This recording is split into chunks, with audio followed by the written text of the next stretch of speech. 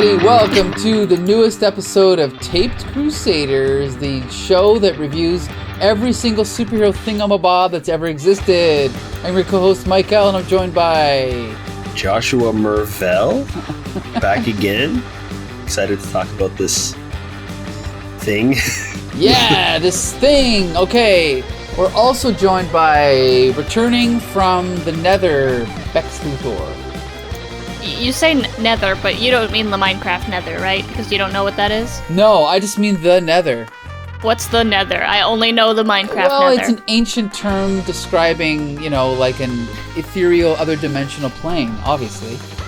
Gen X describes to Gen Z what words are.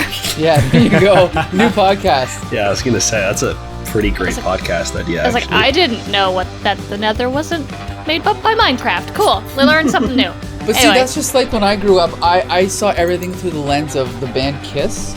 So if they sang about it, I thought they invented it. You know what I mean?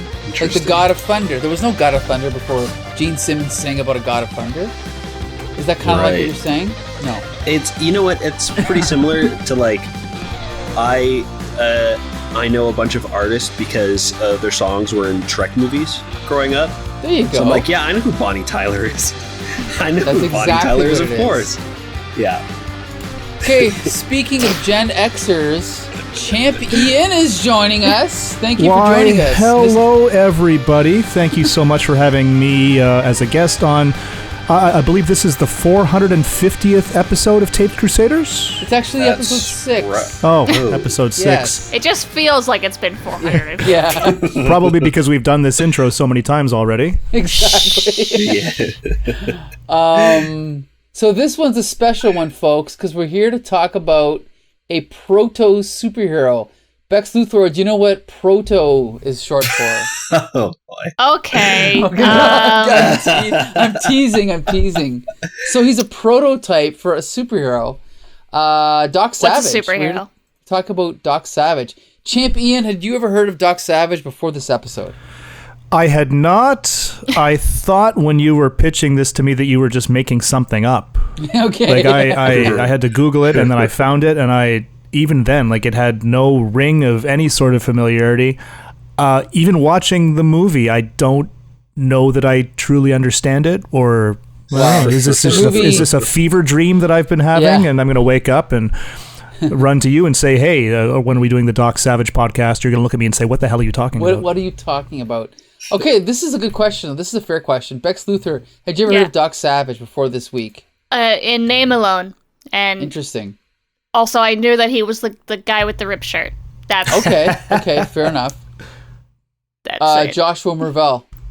I had heard of him only because I was reading an article about how they were trying to reboot Doc Savage, and they wanted to cast. It was Shane Black was helmed as director. They wanted to cast The Rock as Doc Savage. Really? So, in theory, sure. Yeah, he was apparently tapped to he was signed on, but then the movie just kind of ended up getting scrapped. So I learned I know like basic stuff about him. I thought he was more of just like an Indiana Jones type of character from the little I had read about him after learning about this movie. Sure. Not sure that's necessarily the case after watching this movie. No. Because he seems to have superpowers. That's a good question. So let's just talk about the character here. So Doc Savage, I first came across him from, my lifelong love of Superman, right? So just talking about the things from Doc Savage that were borrowed for Superman, his first name is Clark Savage Jr. Obviously, that's where you get Clark Kent. He has a Arctic hideaway called the Fortress of Solitude. That's the other obvious thing that Jerry Siegel stole. Jerry Siegel? I should know this by now if I've been a lifelong fan. Anyway, it was Siegel. Regardless, a thief. Yeah. Regardless, yes. But that's okay because, there's nothing new under the sun and things are borrowed left and right from everybody. Now, guys, to interject here for a moment, I'm the guy that never has read a comic book, and I'm not familiar with a lot of the Star Wars, Superman, superhero, whatever. We're talking about this nerd stuff. Who are we talking about stealing from whom here? Just so that anyone who might not know. The writer of Superman, stole from Lester Dent, the creator of Doc Savage. Okay. So Doc Savage predates Superman. Yes. So that's why he's significant, because there was pulp heroes like the Shadow and the Green Hornet, but Doc Savage is closer to what we think of as a superhero. So he first appeared in Doc Savage magazine #1 in March 1933, which was 5 years before Superman. He doesn't technically have any superpowers, but he was raised by his father and like a team of scientists to be at the peak of like human, abilities and everything. Yeah, and he also has access to a lot of gadgets, which is sort of more of a Batman thing, right? Like Batman kind of took that side of him. Like Doc Savage has, let's see here, where is it? He has a fleet of cars, trucks, and aircraft, boats, a secret hangar on the Hudson River. He has a pneumatic tube system nicknamed the Flea Run. He has the Fortress of Solitude, which we mentioned, right? So that's kind of all the stuff that Batman stole, and all the rest of it Superman's kind of stole, right? Superman is the man of steel.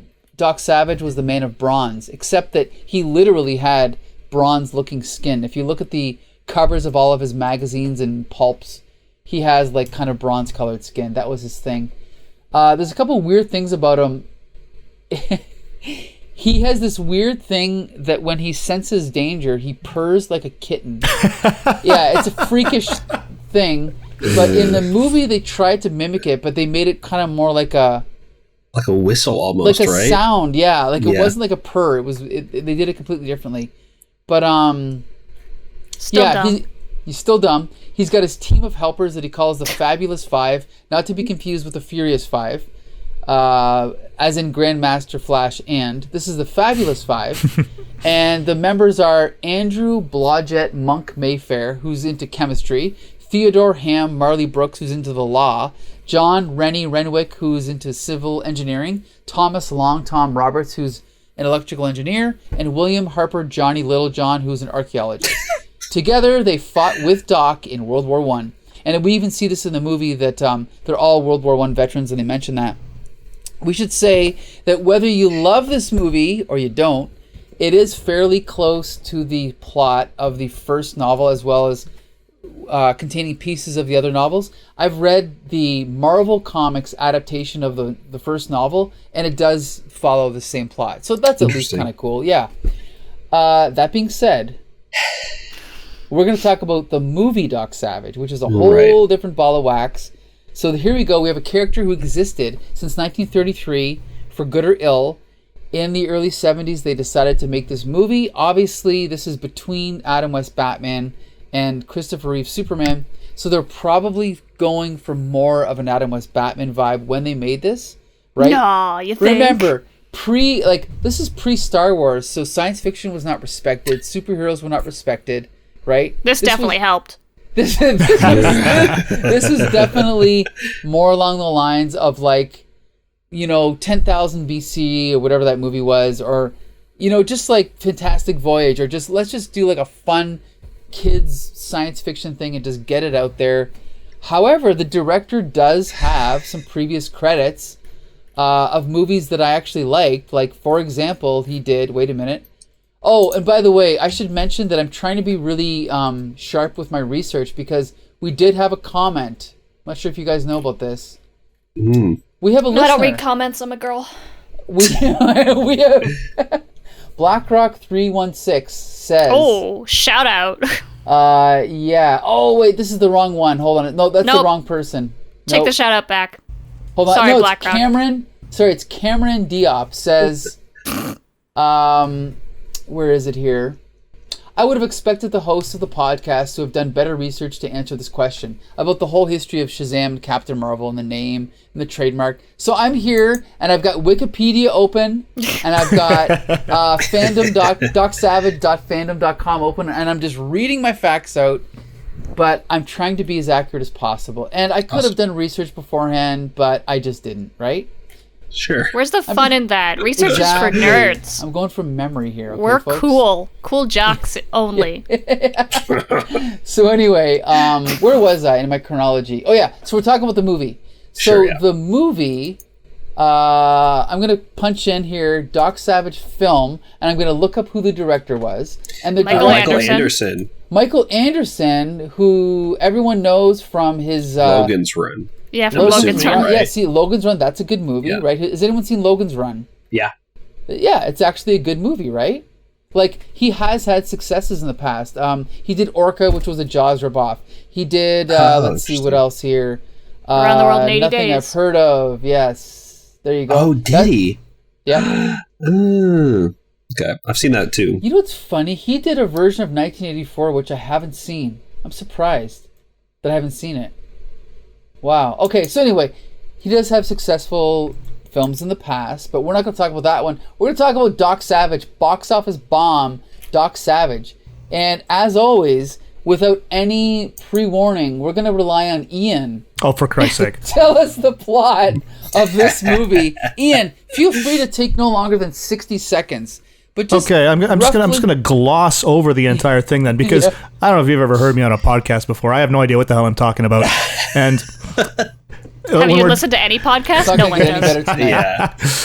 And generally, you're asking me to summarize a television episode, 20, 30 minutes. Now, well, this is like sitting here watching this for 2 hours. I think I fell asleep in the middle of it too. But You didn't basically, miss the broad you missed strokes. the walking. Well, I didn't miss the fight at the end, and that's what I'm happy about. That's what's important. But the broad strokes of this, we've got Doc Savage. He's hanging out in his Fortress of Solitude up in the Arctic Circle. His spidey sense tingles, and he decides to come back to New York because he feels that something's wrong. That something that is wrong happens to be the death of his father. Due to a subsequent assassination attempt, he determines that something happened down in South America and that his father died under mysterious circumstances. So, after more assassination attempts, he and the Fabulous Five trek down to South America, where they meet up with some locals, find out that actually his father was murdered, and they have to get to the bottom of the reason why. And it turns out that there's a shady land deal that what was his name? Captain Seize is the villain of the film, and he's been trying to plunder the natural resources, the mysterious natural resources of this plot of land that Doc Savage's father was bequeathed by the natives. The natives have been enlisted to mine the resources.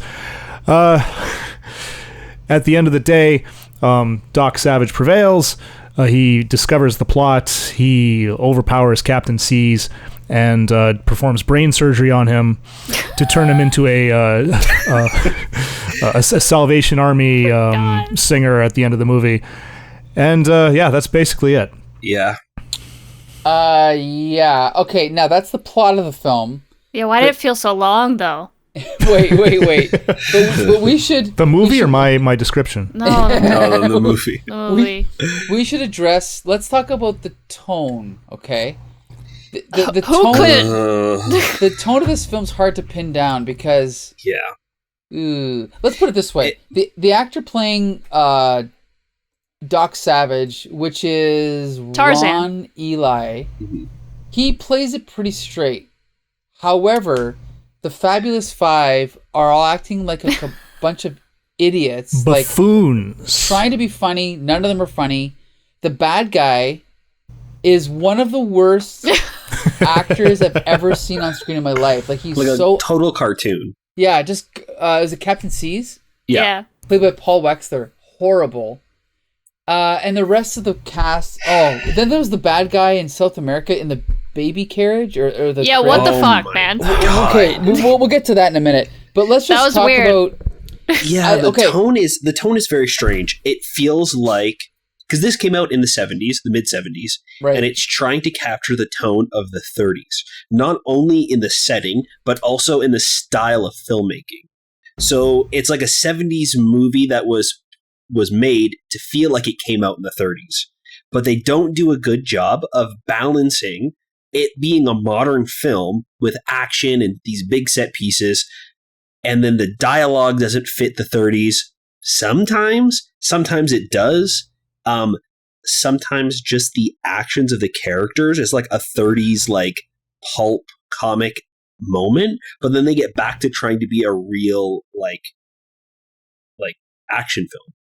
So it's like they haven't quite pinned down the formula to make it a modern film while also feeling like it has that 30s 40s charm. Whew. Yeah, I mean, okay. Again, if you're going to set a movie in the 1930s, the best example would be Indiana Jones, right? Like, those movies got it exactly right. This movie, I don't know what the hell they were going for, what they were trying to do.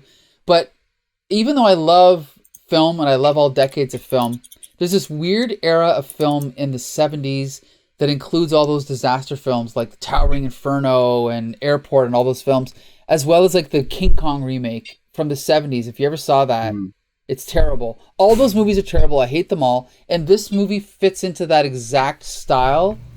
It's almost like no one knew what the hell they were doing. And I didn't like anything about the shooting, the color, the music. Like that weird intro with all the narration Oh, you didn't like the music? I like two things in this movie. One of them was the theme song that narrated the plot, and the second one was the pig. Everything else was the pig. I could do without. Wasn't the music written by like Sousa or something? Like Warner just Brothers patriotic nonsense. Warner Brothers cut the budget of this movie like partway through production, so they had to actually use already made stock music. So I don't even think that there's original scores in this. They just grabbed songs that were like public domain or whatever. And then you mean there was already a song called Doc Savage? No. That's the thing.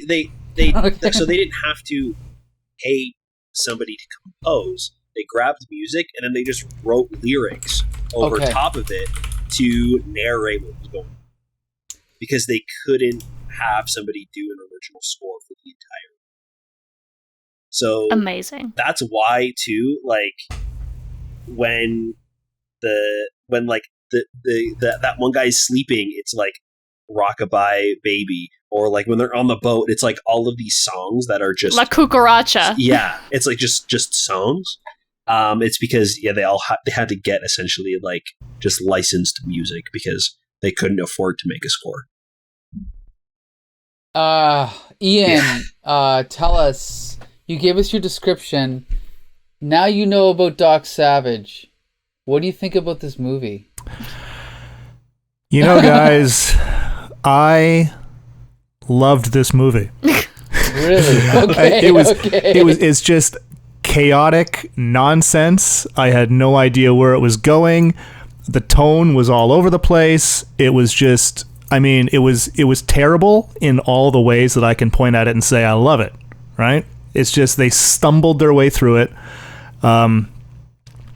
There were some high points. I think, Josh, you're right with what you're saying there about how they're trying to balance how a movie might have been shot and how the dialogue might have been if this movie was done in the 30s or so, and they did fall on their face for most of it. I think where they were a little bit successful there was the interplay between Monk and Ham. Sure. I think those two, they came the closest to capturing that sort of, 30s. Yeah. It was just so ridiculous. The fact that Monk carries a pig around in his pocket at all times. And that the pig ended up being a plot point. If it wasn't for the pig, they wouldn't have escaped. They all would have died if it wasn't for this stupid little pig. The Deus Ex Machina bits, like at the very beginning when this cartoonish native is training a sniper rifle on them, and he's got Doc Savage right in the crosshairs, and he fires his shot and he misses, and then there's an elaborate firefight where he's just shooting at anything at this point, and then we find out 5 minutes later, that's a good thing that Doc had that glass installed that makes everything look like it's 5 inches to the left. I thought that was cool. Just have bulletproof glass, Doc. See, I think that's a cool idea. There's a lot of things in this movie that I think are really great ideas. If they would have just really leaned into it being this ridiculous, off-the-wall movie. If they leaned into it being this pulp insane thing, I think it would have worked. And I did not enjoy watching this movie. I didn't either. I feel like if I was watching it with you guys, I would have loved it. This seems like the perfect formula for a movie to sit down with some drinks, with some friends, and just absolutely have a blast. So this would have been like a good best of the worst red letter media film. Maybe in the future we'll do viewing parties for these things. Yeah, but watching this on my own, it was absolutely miserable. It's just like, it's like watching The Room, right? It's like nobody is ever going to watch The Room by themselves. But when you get a group of people together and you're like there for the experience, it's amazing. But it's just absolutely miserable. You know? So I have a little factoid to share. Oh. Doc Savage appeared in 181 novels. Okay? Wow. Or stories. And they had the rights to do all of them. And Michael Anderson, the director of this film, said, with luck, I will produce all 181 movies. Oh my Lex Luthor, tell us, why do you think they didn't go on to make the other 180? Go ahead. They really thought that they were gonna, with that end credit, like the next movie. It could have, because he was ready to go. He's like, oh, good thing I had my answering machine recording the fact that a wharf has exploded and I'm definitely too late. I couldn't pinpoint exactly what the problem with this movie was, but it was mostly all of it. It was all of the movie. Although I did like, shout out to the guy playing the coroner. I believe that was what he was. He's in, what horror movie is that guy from? He's been in a lot of things, actually. I think this was his first role in the weird-shaped head guy. I know that he's been in a couple of Star Trek episodes. The Hills Have Eyes. The Hills Have Eyes, yeah. That's what it was. Like a bunch of those movies. All those old horror movies that I like. Smoking in the boys' room. He's the principal, yes. If you're a Star Trek nerd like I am, he's the weird head-shaped alien from Star Trek 4 when they're at Starfleet headquarters, and he's talking in a weird voice right before the window explodes.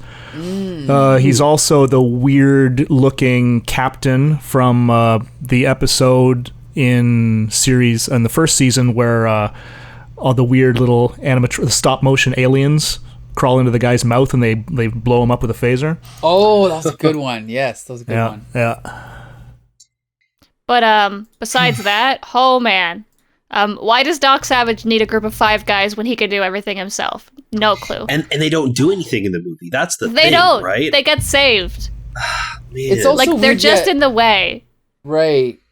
Like it is an odd choice. That's I think the electrician does incapacitate one of the henchmen by taking the cord of a lamp and sticking the wires in his neck. Yeah, they do fight a bunch of people, but like he could have brought any 5 dudes and that were good at fighting and it would have turned out the same. You know what I mean? Like nothing special about them changed anything in the plot. Even at the beginning, they make a point to say, why would you need a lawyer? I'm not going to go with you. And then he's like, you know what? I've changed my mind. You might need one. I'm like, how's this going to come? Nope. They never talk about that ever again. Right. When they're getting captured, he does shout out, I'm a lawyer. I'll sue you. But that's about Good it. job, like bud. they get captured and then Doc beats everybody up. Like it's, it would have been interesting to see how they played into the plot of things. Because they all had special skills, but it didn't matter because Doc could also do those things. Right. And better and faster and more handsomely. Right. And like, we didn't even need to know what their deals were, like what their things were. Like, we had that whole montage at the beginning, which was kind of campy and fun. Like, I was like, okay, this is kind of an interesting start. But then, like, what was even the point of introducing them and all that they can do if it's not going to come into play later on? And some of this stuff, I can't even imagine how it could possibly come into play. Like, the civil engineer? Like, what are you going to do? You're going to build a bridge out of danger? Right. Yeah, they could. I don't know. They could have come up with anything to make it work. But I think the key the key for me is that, okay, so this was written in 1933, and you just got to think that it's almost like they literally didn't know what they were doing, only because it's like they were almost creating a genre that didn't exist yet. So maybe it should have been more. It's like the naivete of the original story. They should have embraced that more. But it's like they tried to be winking at the audience. Like, I know what you're saying, Josh. It's like they either should have gone full throttle with like the Batman Adam West winking at the audience, or gone totally serious and just been like, we're just gonna literally adapt the novel and just be as naive as they were in 1933 with everything, and just done it that way. I don't know. Yeah. Maybe that would have been better. Yeah, I totally agree. Like they're trying to make it realistic and real, but then also like Doc Savage reaches into the wall to pull out the bullet. That's in drywall, by the way. And he rips his shirt sleeve. Yeah, his shirt. Yeah, that was from weird. Pulling the bullet out. They don't describe how he's been trained or what powers he has. He was shot with a machine gun, and nothing happened to him. And it's a thin bulletproof vest. Did they actually say that? No, but I read the Wikipedia, and that's what it says. Because they don't explain that. And they actually show him right afterwards in the water, and he takes off his jacket, and there's no vest. Like, there's nothing there. He's in like a tank top afterwards. So apparently, it's his invention is that's why they're all wearing the same suit jackets, is because the suit jackets are bulletproof. Interesting. That would have been nice to know. Yeah. You gotta read the books to know this stuff. It's just like Star Wars. He can he can telepathically communicate and sense when there's danger with his friends. Like, there's all of these things that he could just do. They don't explain, or like that would have been more helpful than spending time introducing all of the Fab Five. Like, I was lost as to what was happening. Is this the sort of thing, like, you said that there was 100 and some odd Doc Savage books? 81. Was 81, all right. Almost 100 and something. No, 181. 181, all right. Okay. So was Doc Savage a known quantity in the 70s? Like, would people have been walking into the theater having known this stuff already? Well, he was known in the way that, like, Tarzan's known now. Like, everyone knows who Tarzan is, but no one's going to race to the theater to see him, or no one knows anything about Tarzan beyond me, Tarzan, you, Jane. Mm-hmm. And he's got a monkey named... What's Phil his monkey Collins. Name? Yeah, okay. Okay, the Disney, true. There's the Collins Disney film. There you go. Okay, but they've come out with, like, to your point, Mike, they've come out with multiple Tarzan movies in the past 5-6 years that are not the crystals. Disney one. And has anybody seen them? Have you guys seen them? Like, so you're basically saying, there's crystals from space, and then that's Tarzan. It finds them. So everyone knows who Tarzan is. Well, I don't know. That's what the trailer looks like. Whoa, they crystal skulled it? I just remember there being tons of crystals in Tarzan. Interesting. No, you're right, and I think that leaning into him being like this impossible thing, like this superhuman thing where all of these abilities just like start popping up, if they're going to play into that campiness, it would have worked. I wouldn't have even questioned him being bulletproof or communicating with people or whatever. If they're going to like play up this, like, he's the man's man, he's like the best of the best, you know? But they try and make it real, and it doesn't, like, just the two styles of filmmaking, storytelling don't mesh together, and it makes for a huge mess. I think even the campy, like, the awful acting from the supervillain, Captain Seize, would have even fit in this movie if they leaned into it being goofy. Like, him just showing up and, like, knowing where this place is.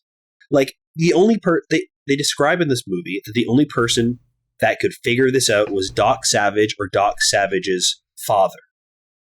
But they spend all this time just hanging out in South America, not doing anything. And then at the last, like, quarter of the film, they go on this adventure to find this hidden land. And then the bad guys have already found it and have been there for a while.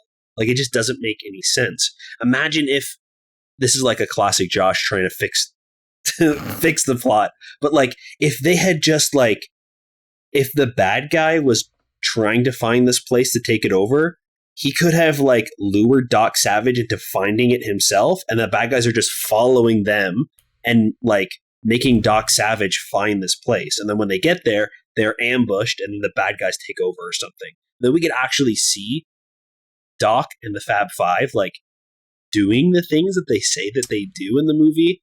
Well, like at the beginning, like trying to solve this puzzle of where this hidden land is that his father had, discovered. See, for me personally, like I wouldn't necessarily want to change the plot. What I want to do is I would want to read the novel and see where they went wrong, and I'm going to assume it's all because of the tone. Like, maybe assuming the plot is almost the same as the novel, to me there was a disconnect in the adaptation of the tone of the book. Like, just a complete misunderstanding of the tone. I can only assume the novel was better, considering they made 180 more, right? I don't know, though. Because they never make a lot of something bad. No, but it was at least successful. Whereas this was not successful. This was a bomb, and what's his name? Mike Anderson did not get to make his 180 further adventures of Doc Savage. Yeah, so I don't know what else to say. I mean, I really dreaded watching this too. Like, it was painful. It was bad. And I felt guilty for asking Ian to be on this episode because I thought it would be better. Sorry, Ian. Oh, it's all right. That's all right. Never feel guilty for making us enjoyed this. I enjoyed this in a weird, I don't know, self-torturous way. Yes. Yeah. And I don't know, maybe the fact that I was half asleep when I watched it seemed more ridiculous than it really was. It was ridiculous. It was definitely ridiculous. Yeah. One of the things... Sorry, go ahead, Josh. I feel like they could have strayed away from the original novel if they wanted to make it. If they're adapting it into a movie, then it's not always going to work one-to-one. I think just because there's 181 novels doesn't mean they were successful or even critically acclaimed. Like, they're working on the 15th Land Before Time movie. That doesn't mean that they're all masterpieces. They keep making them because they're these great pieces of art, right? Well, that's adaptations, but I mean, for a book series to last 181 books. No. There's 15 movies in this, of you know what I mean? So it's like... Oh, sorry, you're talking about... When you said Land Before Time, I was thinking of the H.G. Wells novel...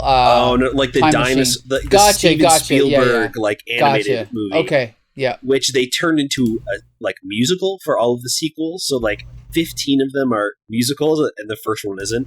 So I feel like this book, they can make as many as they want. They don't have to be great. If they're gonna adapt it, then either make it campy and adapt it like it originally was, or if you're making it for modern audiences, then you have to change things. It can't be one-to-one all the time. No. But I'm going to assume they did change things, but not for the better. Right. Like, I think that there are fans of Doc Savage, and I don't think any of them think this is a good movie. Just like I love Superman, but there's tons of bad adaptations of Superman, right? Right. And so I can only assume that the novel's better, but I haven't read it, so I can't say. Right. Becca. Yeah. Do you want a list of all the things I didn't like about this movie? Please. Yes, please. Because what I liked was the song and the pig. What I didn't like was so first off, didn't like the snowballs that extinguished fires. Hated that. Yeah, I thought it was a good idea, but yeah, I don't know. Secondly, there's the Fabulous Five. I only remember 3 of them, so didn't like that. Who are the more other than 50%. 2 guys? Yeah, there was the nerd, there was the chemist with the pig, there was the fancy dressed guy, and then there was 2 other dudes. There was another nerd, and then there was the steel guy, the construction guy. They were also there. So too many men in this movie. Big plot hole. Also, a lot of white people playing not white characters. Didn't like that. Pretty rough. as soon as the movie started, you have like this indigenous man assassin. And I'm like, oh, great, here we go. To be fair, it's very 1930s of them. Yeah. Yep. And they played some really authentic sounding indigenous-y fluty music on top of it. So cultural sensitivity, of course. Just also the tattoos, 10 out of 10. The glitter tattoos of Kalkluk. I don't know how to pronounce this Mayan god, but Namor from Kukulkan. It's the same god. Yes, that's how I hear it in my head. Forever. Yeah. Every time. Bad tattoos. Next up, I'm gonna skip ahead a little bit, but the indigenous woman falling in love with the first white man she sees. 0 out of 0. After 5 hours. Also played by a white lady. But Doc, I love you. Well, love's not in the cards for me, sweetie, but I will have sex with you. Yeah. Didn't like that. You guys could jump in with other stuff that you also didn't like specifically that happens. The crib. Oh, I hated that. The grown man. So bad. Where did that even come from? Why did he suck his thumb? Why was he sleeping in an adult-sized crib with baby music? There's so many choices in this movie that they made. Was he sleeping in the crib intentionally? Like, was that his thing, or was he put there as a? Well, I didn't even give the film that much credit. I think it was just let's put him in a crib to make the audience laugh, and then it just didn't work. It wasn't funny, right? Yeah, it definitely wasn't funny. That's for sure. It absolutely wasn't funny. I didn't like Captain C's random just outburst of laughter. Very upsetting. That was like Austin Powers. That was so bad, eh? It was like a parody. Not a good time. No. 2 random women who have to get Doc Savage on the boat. Didn't like that. Didn't like how they got him on the boat. Yeah. What else didn't I like? Oh, I didn't like the fact that not all of them had a weird drink choice. That was great. Uh-huh. We don't drink alcohol. We don't drink alcohol. Movie. One guy wanted milk. Yes. That might have been a dated humor. That might have been like an outdated 1930s joke. Like, look at this guy not drinking alcohol. Because if you watch old movies, people were drinking like hard drinks at like 10 in the morning. Like every time you watch a detective movie, they're always like, "Hey, you want to drink? You want to drink?" They open up their cabinet, the liquor cabinet, and they got like 1,000 different drinks. Yeah, but anyway. I feel like Go ahead. I feel like if they were leaning into this like pulpy, like the ideal superhero, the ideal like man that's like supposed to be a role model for kids, and that's what they're kind of playing off of, then it would be absolutely funny if whenever he's offered a drink, I'll have a Coca-Cola, please. Like, he's like anti-alcohol, anti-smoking, like this like cartoonish vision of like what the ideal member of society should be like a role model for kids. That would work. But we have that because in the Batman live-action TV show, he drinks orange juice at the bar and not alcohol. Yeah, like, and it works. Yeah, large, that's true. That was so funny. Juice. That was so funny when that happened. But in this one, because they're not doing that Adam West flavor of filmmaking, it didn't land. I laughed because of how ridiculous and out of place it was, but it just doesn't fit the tone of what's going on. It also comes down to like it's the staging. Like all these jokes could theoretically work if they were filmed better and acted better. Like the Batman joke you mentioned, the large fresh orange juice. It's all in the way it's filmed, the way it's acted, right? Everything. And it's like this movie. It's a bunch of bad film creators or filmmakers imitating better filmmakers, and they just get everything wrong. That's what I feel like, Yeah. It felt like there was a laugh track missing a lot of the times, and that's never good. By the way, did you notice, remember when he gives the speech, when he's standing in the airplane thing? After he gives the speech, there's applause. Yeah, there was applause. Yes, they overdubbed that. That's applause at the end of the movie, too. When he kisses the girl, everyone applauds. That's bad. So bad. I hated that. Hated the use an entire plane as bait. I hated that. Yes. Although okay. I was didn't hate impressed that, like, especially learning that they didn't have money for an original film score, but they did have money to paint an entire airplane bronze. I have a feeling that might be part of the reason why they didn't have a budget for a score, because they had all of these custom cars and vehicles made that they're definitely driving around in. Custom bumper stickers that say, "No need to fear, Doc Savage is here." Of course, on all of their vehicles. Tons of Doc Savage branding on everything that he has. Just so the bad guys know he's on his way. He's coming. And we can talk now about Ian's favorite part, the end fight scene. Yeah. One of the worst fight scenes in the history of cinema, actually. I think.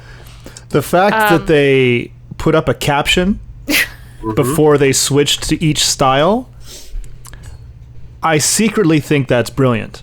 Now, in a better film, that would have been the cherry on top. In this, it was just another ridiculous bit. But I thought that was really clever.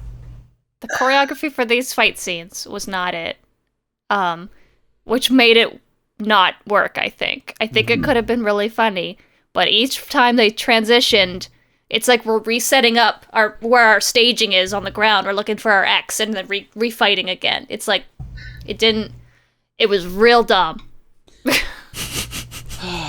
Yeah. In another movie, it could have worked great, I think. I think it was maybe Mike that just said this, who mentioned Austin Powers.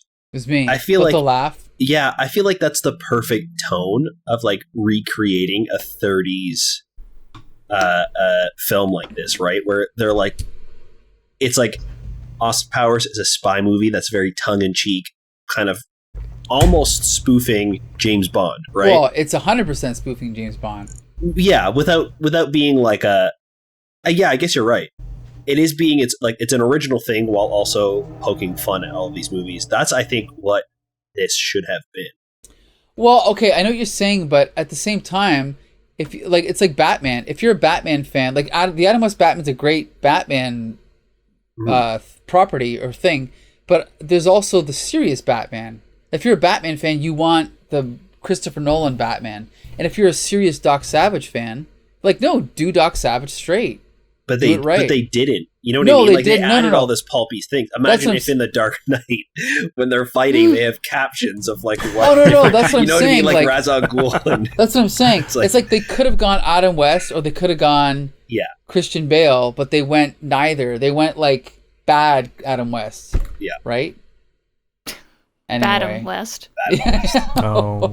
Sorry. Anyway. And then the last thing I hated was the ending where the actual villain just gets beat up a little bit and gets rehabilitated, but the secondary villain gets coated in molten gold.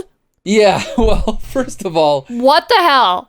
Okay, that's again, brutal. It's 1933. Things were different then. You just kill a man, burn him alive, turn him into a statue. He did it to himself, I guess. But also, can we talk about how this forced rehabilitation was the plot of not only Identity Crisis from DC Comics, but also A Clockwork Orange, the novel and film? Like, this is not, like, maybe in 1933 this was an acceptable idea, but I think as a society we've come to accept that it's not okay to forcibly rewire people's brains. Do we agree on that? To make them good. Yeah, to make them good. I mean, maybe it is a good idea, but... Did A Clockwork Orange take that from Doc Savage? Because that's an original thing in the Doc Savage comics, right? Is his rehabilitation center where he surgically rehabilitates people? I'm going to look that up right now. So do you think Clockwork Orange is like, what if that, but messed up? Yeah. Okay, so 1962. You know what, Becca? So maybe it all starts with Doc Savage. Nothing's original, man. There you go. See? Everything's a commentary. Mm-hmm. So everything's a remix. Anyway, and that's the last thing I didn't like. Thank you, Becca. That was a good list. That was a good list. Yeah, I just listed all the things that happened in the movie. Here's the thing I remembered. Is that Doc Savage, I think, is a great idea. There's a comic book character called Tom Strong, created by Alan Moore, that kind of... Tom Strong is kind of a mix of Doc Savage with a little bit of Superman, a little bit of Fantastic Four. It's a great comic. But even the shot of Doc Savage standing on the car, remember when it drives away? Yeah. Like that's used in Tom Strong. Like that's a cool thing they could have done better, but like the shot was not good. The lighting wasn't good. Are you talking about at the beginning when everyone gets into the car, but he's just standing on the running board pointing in the direction they want to go? Yes. In the pouring rain, and there's clearly a seat for him, but he's just going to stand? That's so... Like, that's the kind of thing they should have leaned into. Not in a campy way, but more of like an absurd way. They just do it, but they didn't. And also done it better. Like, just... Even if that scene would have had people on the street. I can't stand movies where there's like... You're driving down the street and it's just completely empty. It's clearly just a set or like a blocked off street. Like if there was people there and they were driving by them and waving at them, it would have been really cool, right? But they didn't do that. Yeah. Anyway. They didn't have a budget for extras. Yeah, probably not. So I guess the question is are we all going to look further into Doc Savage because of this movie? Joshua Mervell, are you more interested or less interested in Doc Savage? I don't think I'm interested to go back in time and read anything Doc Savage related, but I would definitely be interested in a modern take on it if they're gonna either do a pulpy, goofy thing or make it like modern day audiences. I think that could be interesting and fun. It doesn't really make me want to like go dig back and find old novels or anything like that, though. Okay. Bex Luthor, what about you? No, definitely. It had all of my least favorite things. Too many white men and blackface and jokes that don't land, most importantly. Some great special effects though. Those weird green vapor snakes. I love that Doc Savage defeats with a desk fan. Talk about that. Oh my god. Yeah, okay. I forgot. Obviously that being like a disease or like a virus is ridiculous, but I think the visual effect is fantastic. I love that it's like 2D, like traditionally animated. It almost looks like a projection how it's done. Like I don't know how, they must have done that all in post. That's my 100%. Guess is that they filmed it and then they went hand by hand and painted it over top of the film. Or painted on a clear cell and right put it over top. Yeah. Great. You can tell because when the people are interacting with the snakes, it's not quite there yet. It's not. Right. Yeah. They're fighting the air, and then there's snakes. But there were I think there were some interesting bits where the snakes would like bite them in the face, and then they would suddenly have wounds on the face where they were bitten. I don't know if that was immediate or... It was a good attempt, but the question is, Champion, are you going to go and read the 181 Doc Savage novels? No. No, I will not. Okay. As much as I enjoyed the roller coaster of this Doc Savage film, I think at the end of the day, I'm in a worse place than I was before. Okay. Because of this film. Gotcha. Because of this film. This is understandable. Yeah. It exists in my brain now, and I don't know if that's a good thing. Well, for comic book fans out there is a Marvel comic of Doc Savage. There's a DC comic of Doc Savage. There is several other indie publishers that also did Doc Savage. And he appeared in a DC miniseries which featured Batman and I think it was... Who else? The Shadow, a bunch of those pulp heroes all together in one story. And of course, I can't remember what it was called because I didn't do my research. But you can dig that up. Pretty much. Oh, here it is. There was one called Batman and Doc Savage, but there was another one that was written by Brian Azzarello. There was also another one written by Brian Azzarello, and I read it, and it wasn't great. But you should still read it anyway. Did you read the most recent Doc Savage comic by Dynamite? No, was it good? 2013. It doesn't look great. Okay. And judging by the fact that they're all dollar bin books, probably wasn't great. Yeah, I mean, I'm past the point of... Oh, it was called First Wave. It was Batman, Doc Savage, and the Spirit. Again, this was during my phase where I was reading anything that was slightly above bad, and I did buy this and enjoyed it, but I would never go back and reread it now. So, anyway, that's a whole other story for another podcast. Basically, what we're saying is Doc Savage is dead in the water. Could be. But that's okay, because we're going to review every single superhero property ever created. And on the next episode, does this mean we're gonna have to read? We're gonna have to read all 181 books? Yes, we are. For the new Doc Savage podcast. I tease. Unfortunately, I'm sad again, and I won't be back for those episodes. But someone's shooting drugs up in your dressing room at your store. Anyway. Yep. Okay, so just so everyone knows, we cut that part of the first intro, just so you know. Oh, it's okay. I made a reference to something that doesn't exist. So don't worry about it, folks. I'm fine. You're fine. In the next episode of Taped Crusaders, we are reviewing the Linda Carter Wonder Woman TV show with Erica Rock and or Cousin Brandon. And in the next episode of Slam, we're reviewing the Sandman. The Crimson Avenger with Kevin Morris. And after that, we're doing the Sandman with Murad. So that's going to be a lot of fun. We want to thank Champ Ian for joining us. We're sorry for making your life that much worse. It's all right. Makes up for it by the honor of being on your 450th episode. 6th. All right, yes. Feels like 450, but anyway. Yeah, Bex Luthor, I want to thank you for coming back. After dealing with 4 or 5 criminal encounters in the past week. Yeah, you know what? That's just the retail life, baby. Honestly, if someone could come throw clothes at me or yell at me because of the price of paper bags, that would be great. I'm really tired of calling the police. Please. We'll help you out any way we can. Road trip, Thank you. Yeah, there you go. And Joshua Mervell, I want to thank you for always joining me. And you can take it from here. Yeah, thank you guys so much for listening to the podcast. You can find all of our stuff over on our website, thecomicbooksyndicate.com, or you can find our podcasts wherever you can find podcasts. That's Spotify, Stitcher, YouTube. Did I say Apple Podcasts yet? Yeah. I'm not sure. We're everywhere. You can find our stuff. Leave us a comment or a review. We want to hear what you guys think about the stuff that we're talking about. So let's keep that conversation going. There you go. So until next time, see you later.